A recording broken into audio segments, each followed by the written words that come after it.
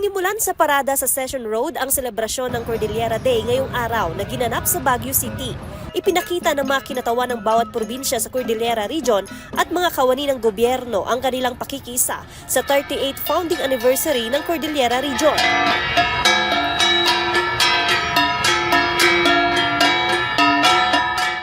Wala ring pasok ang mga learner at mga tanggapan ng gobyerno bilang pakikisa sa selebrasyon. Ang mga kalahok na pinangunahan din ng bawat opisyal sa mga probinsya at bayan ay nagtipon-tipon sa Baguio Convention and Cultural Center.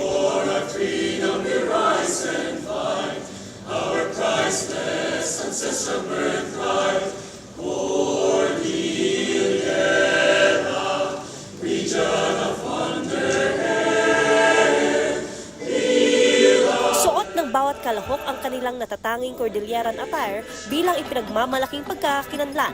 Ang rehiyon ng Cordillera ay binubuo ng 6 na probinsya.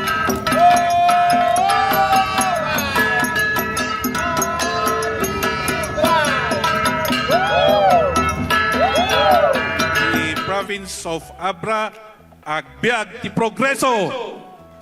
Apayaw ipasindayaw. Baguio City, breathe Baguio. Benguet, Adivay Benguet. From Ifugao, Hageo Ifugao.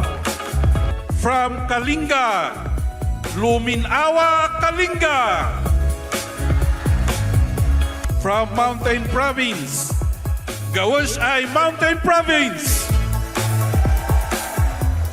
Galayamun, gayang galayamun, nawadok abo akong yan. Ipinamalas din ang mga sayaw at awitin na nagpapakilala sa mga kultura at tradisyon ng rehiyon. Nagsilbing host sa selebrasyon ang lungsod ng Baguio na nagsisilbing capital at sentro ng regional offices sa rehiyon. Let us take this day as both a celebration and a call to unite our voices and reinforce our solidarity to push for a Cordillera that is future-ready and globally competitive, while at the same time preserving our unique heritage. Baguio, as your host city, stands with you in this cause. We remain committed to serving not just as the center of government and the melting pot of culture, but as a city that reflects secure and unified Cordillera. Pagkakaisa para sa Cordillera tungo sa otonomiya ang sigaw ng bawat isa.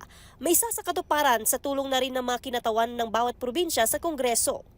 Let this very moment is our season, the season to step beyond administration and into autonomy, the season to turn our long-held dream for autonomy into a living reality. The people of the Cordillera will forever be thankful to you, Apo President. Mabuhay ka in your family. As we mark this foundation, let us do so with the unshakable hope and relentless spirit.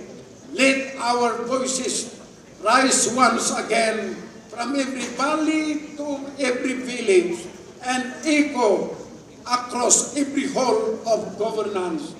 Cordillera, para sa Cordillera, Cordillera autonomy now. Pero kasabay sana umano ng inaasam na progreso para sa otonomiya tungo sa pag-angat ng ekonomiya ang kaakibat rin na pangangalaga ng kultura, tradisyon at likas na yaman.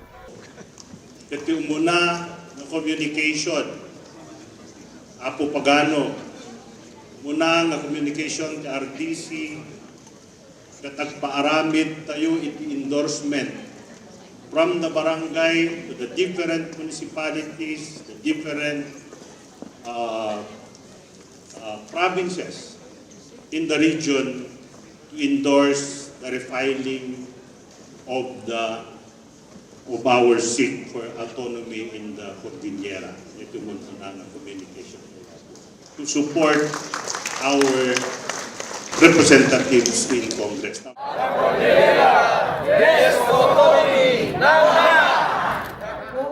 Ang suporta ng gobyerno, malaki ang magagawa tungo sa pinaglalabang otonomiya, lalo na kung ang hangarin nito ay makatutulong para mapanatili ang natatanging pagkakakilanlan ng rehiyon kasabay ng mga proyekto tungo sa progreso. Let us remember the 5 key strategies that will help secure the future of a unified Cordillera, your Core D. C. Connecting the region to opportunities. O. One region's strength, a nation's imperative. R. Respecting identity, reshaping futures. D. Delivering the constitutional promise. And I. Incorporating regional plans to national priorities. At bilang simbolo ng pagkakaisa ng bawat Cordilleran, isinagawa ang traditional beating of the Unity Gong.